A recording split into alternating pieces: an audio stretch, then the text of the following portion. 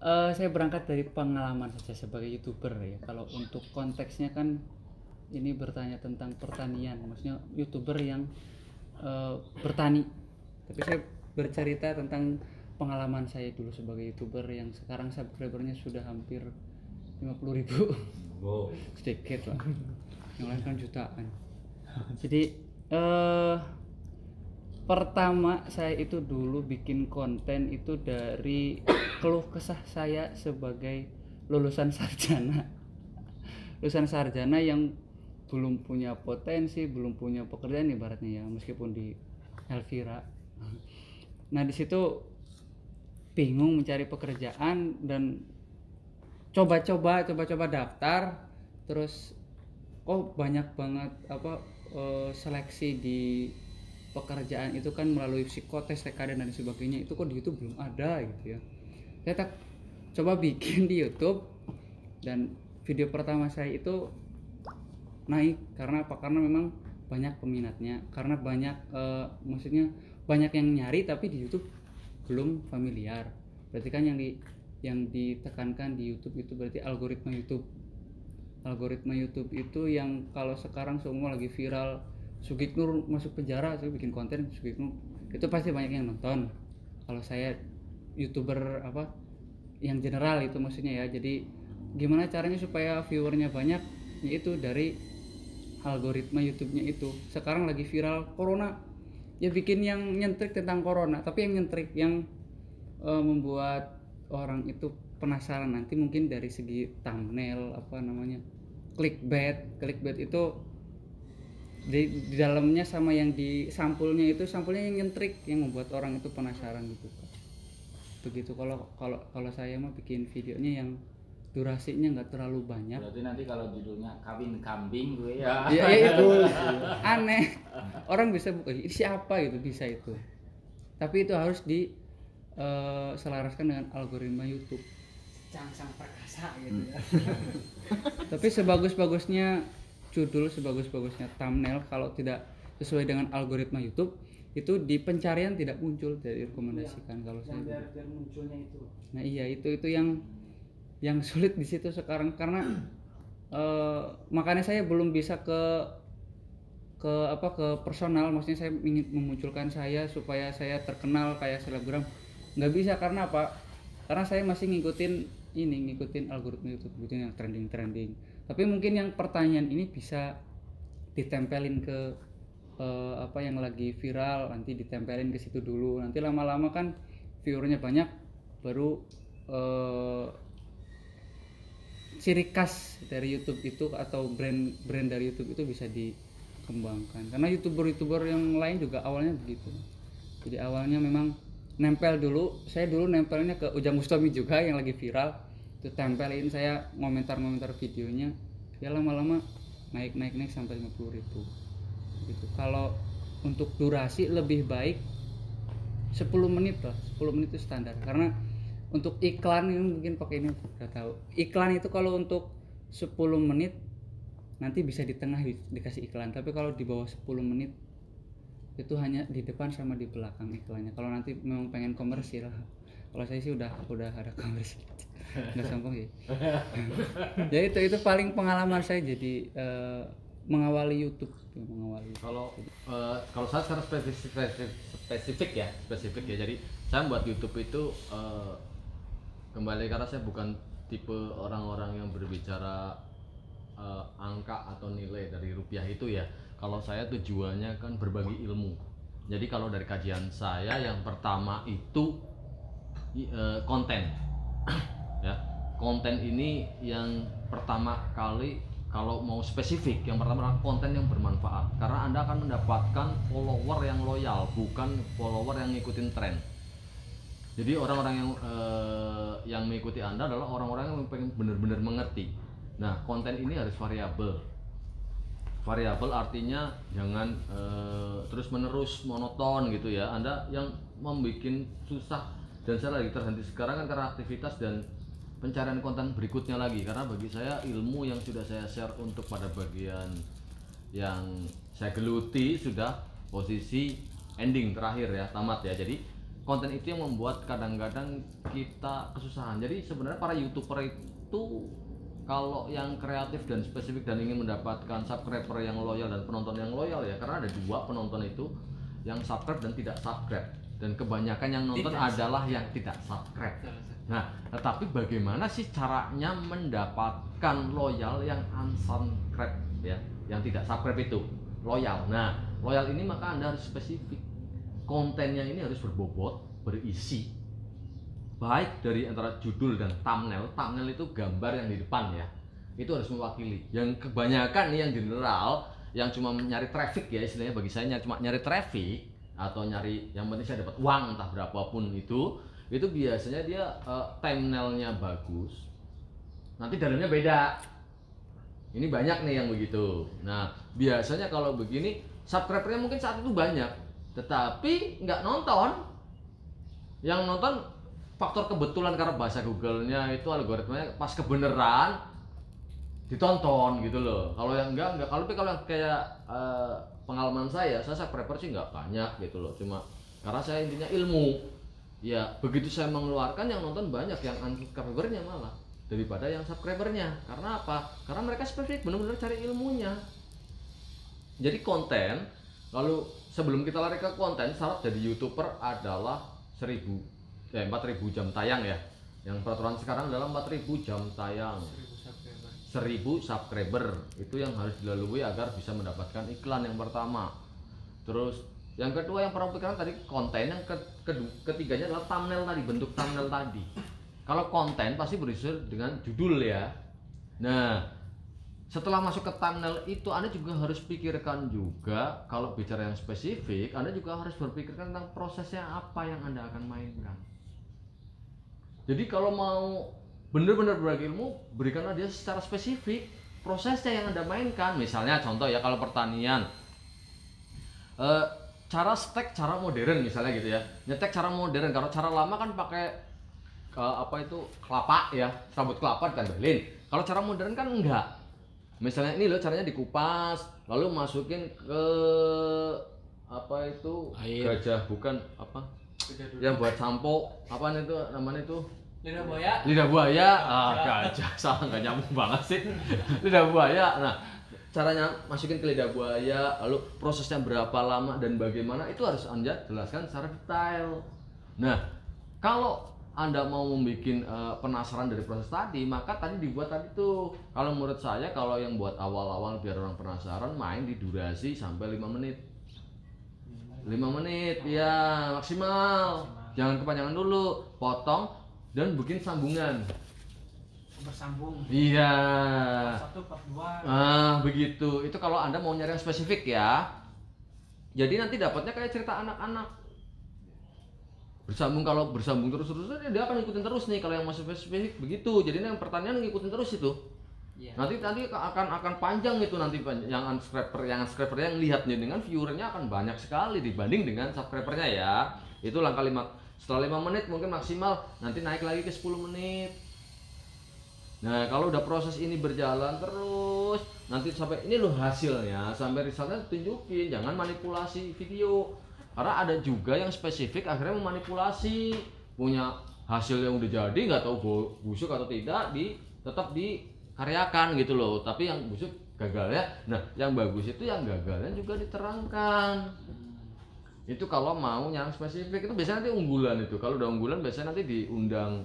Kayak waktu itu yang teman saya ada itu, dia di pertanian, bukan teman sih, juga kebetulan dia customer saya juga, sampai ketemu Pak Ganjar juga, hanya gara-gara sepele seperti itu, menerangkan detail sekali, tetapi bukan ilmu yang umum ya, artinya yang memang punya diferensial ya, perbedaan tersendiri. Kayak tadi yang saya ngomong, nyangkok pakainya lidah buaya gitu loh, itu diprosesin terus menerus sampai kalau saran saya kalau bidang pertanian, untuk mencari cara bahasa marketingnya sendiri, bagi saya cari yang misalnya sampai potensi apa yang bisa digunakan misalnya untuk pupuk, sampai pengolahannya seperti apa, dan sampai sisi manfaatnya ke pertanian tersebut.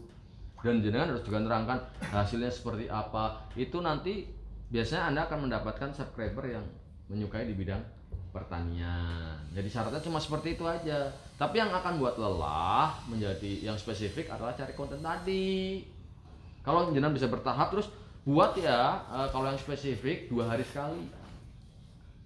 2 hari sekali tayang, 2 hari sekali tayang, 2 hari sekali sayang. Jangan miss. Kalau saya kan dulu kan lama nih berapa tahun bikin lagi durasi kenceng, terus ngejauh lagi, ngejauh gitu. Harusnya enggak 2 hari sekali. Minimal seminggu sekali. Kalau yang spesifik. Kalau seminggu sekali nanti dapat. Jadi dapat dari secara iklan, dapat dari secara uangnya nanti dapat. Itu prosesnya. Terus nanti ada namanya proses nge-tag ya.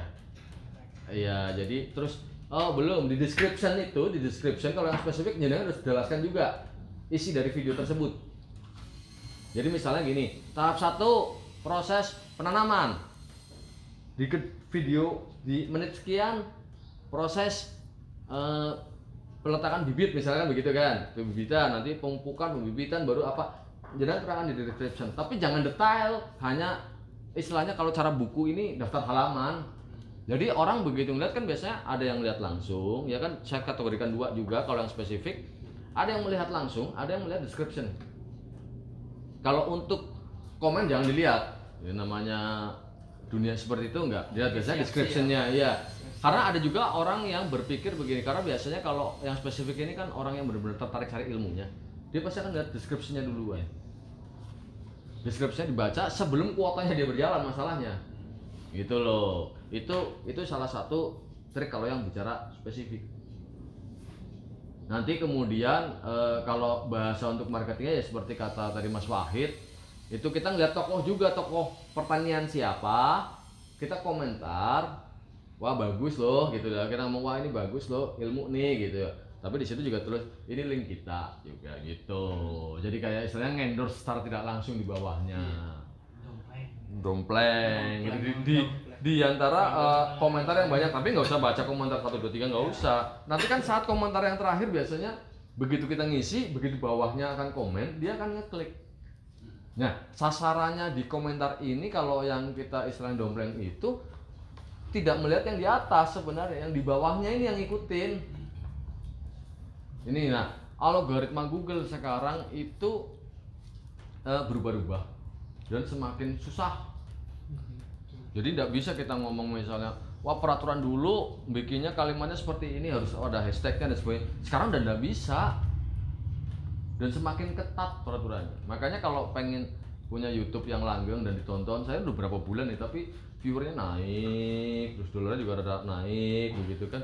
Karena apa? Karena mereka melihat yang orang punya nyari ilmunya, bukan nyari yang general kan hanya orang iseng lihat gitu. Jadi punya spesifik dan itu biasanya kan loyal. Begitu Anda memunculkan penghitungan jam menit kan ada nanti bisa dilihat ya di YouTube Studio, bisa lihat berapa jam tayangnya, berapa yang melihat bisa kelihatan timernya. Itu yang bisa saya bagikan buat panjenengan yang mau main YouTuber secara spesifik. Nah, perlengkapan yang ada ya mulai dari handphone aja enggak masalah. Gitu. Syukur-syukur ada external mic ya. Terus usahakan gambar yang memiliki durasi pikselnya ya, yang rada terang ya, karena jangan sampai gini isinya bermanfaat tapi gambarnya nggak bermanfaat, nggak jelas. Lebih baik dengan main gambar yang jelas, isinya kurang, karena orang sekarang lihatnya visual. Itu yang bisa saya berikan tentang untuk menjadi seorang YouTuber ya. Tapi ingat, sabar. Jadi jangan, kalau orientasinya kalau mau spesifik jangan bicara uangnya duluan. Prosesnya duluan. Nikmati dulu. Iya, nikmati. Kecuali mau general kayak Mas Wahid gitu ya, mau umum semuanya dimasukin ya cepet itu gitu loh, cepet. Nah, tapi durasi time penontonnya ini yang nah, ini kenikmatannya jangan sebagai YouTuber ya. Kalau orang nonton durasi waktu, misalnya saya buat video 10 menit nih, ternyata saya melihat average nonton saya 7 menit, saya itu puas. Bagus. Tapi kalau durasi saya 10 menit, saya bikin video 10 menit, yang nonton cuma 1 menit, 2 menit, aduh. Viewer banyak, subscriber banyak. Itu hubungannya nanti dengan hasilnya juga beda, apalagi kepuasan kita ya.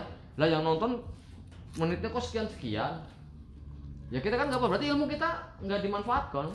Tapi kalau setengahnya aja lah, minimal setengahnya lah ya. Setengahnya dari 10 menit berarti 5 menit. Kalau 6 menit, 3 menit, berarti dia mainnya skip tuh. Dipercepat, dia pasti nyari intinya. Istilahnya apa Pak Dul apa? Core of the core ya. Inti daripada inti gitu loh. Intinya inti, itu yang bisa saya jelaskan untuk manjalan yang mau main YouTuber. Terus gini Mas, kan saya buka YouTube pencarian cara sama spek pohon durian kan ada muncul banyak. Saya klik satu, besoknya saya buka, saya baca lihat, terus ditutup, besoknya buka lagi langsung muncul di halaman pertama. Sinyalnya itu tuh gimana? Apa memang sudah otomatis? Ketika saya buka YouTube langsung ada sinyalnya itu di. Padahal belum subscribe kan? Belum. Nah, jadi kalau itu kan, ya itulah algoritmanya Google ya, secara general ya. Kalau itu Google secara general, bukan secara YouTube ya. Jadi Google ini menampilkan berdasarkan IP Anda, kebiasaan Anda. Makanya gini, kemarin kayak saya ada pengusaha di bisnis saya juga ada yang tanya, wah bengkelku ya, anggar tak lihat di sini usaha saya wah nomor 1 nih, bangga, dia nggak sadar begitu saya pakai handphonenya jenengan, nama saya udah nggak muncul. Iya.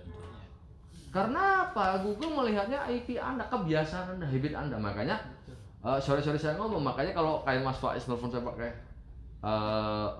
WA, pasti saya skala menengah aku buang pulsa. Kenapa? Karena akan terdeteksi bahwa saya ada konektivitas dengan Mas Faiz. Big data, cara kerja big data ini merekod perlakuan siapa, hubungannya siapa, IP-nya siapa, hubungannya ada. Seperti contoh pengalaman saya pribadi, saya pernah bikin software yang gagal ya. Dan saya sempat jadi rada menjauh dikit dengan Pak Asis karena nggak enak gitu loh. Bukan karena saya malas, bukan karena saya nggak semangat gitu, karena batas kemampuan saya sudah limit. Bukan, ternyata itu mungkin dari Gusti Allah, bukan passion saya di situ gitu ya. Jadi jenengan download apapun saya bisa lihat. Setelah jenengan download aplikasi saya, aktivitas jenengan saya bisa lihat. Itu dari cara konvensionalnya yang sederhana. Jadi aplikasi misalnya kayak begini ya, tiba-tiba Bukalapak ada orang miss call nggak diangkat-angkat, Bukalapak ngasih informasi kan mau pulsa gratis dan sebagainya, karena dia baca traffic Anda dari downloadannya Anda. Jadi makanya jangan semua aplikasi Anda download, kalau yang nggak penting nggak usah, karena IP-nya terdeteksi. Jadi kalau yang tadi sederhana sekali kan, saya kemarin ngeklik ini pohon durian yang video ini saya lihat, kok kenapa hari ini muncul lagi kan begitu dengan sesi berikutnya, karena IP Anda mengatakan yang kemarin apa ya yang Anda telah lakukan pencarian adalah itu yang Anda cari. Itu adalah salah satu, bukan kekurangan, itu adalah kelebihannya sang YouTubernya. Kayak punya usaha saya dicari orang, maka next saya bikin video lagi pasti dimuncul-munculin terus itu. Itu cara kerja algoritmanya Google secara generalnya. Secara spesifik untuk YouTube-nya itu banyak gitu, dari di bawah kan itu ada tag-nya itu. Tag-nya itu juga harus Anda ikutin itu. Apa misalnya pohon durian ini. Nah, nanti itu di situ ada software tersendiri kalau mau cari mudah.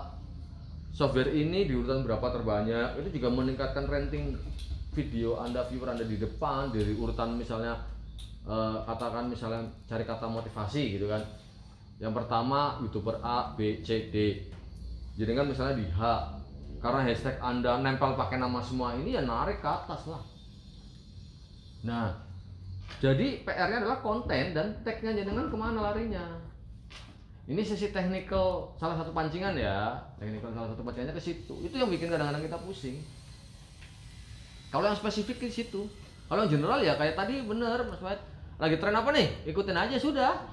Nempel, modelnya tempel saja, mau masalah mau berisi atau tidak, yang penting saya dapat traffic. Itu yang namanya cuma mencari traffic. Ya memang sih penghasilan juga dari traffic gitu loh, penghasilan dari traffic. Cuma kan kembali lagi ke tujuannya panjenengan, ke arahnya mana dulu. Kalau mau jadi YouTuber yang kayak seperti saya, kakek sosial, jadinya ya sebenarnya berbagi, hasilnya sih kok carry, urusannya ya carry. Nah itu demikian dari saya. Kira ada pertanyaan nggak itu? Kalau yang spesifik saya lakukannya seperti itu. Nah,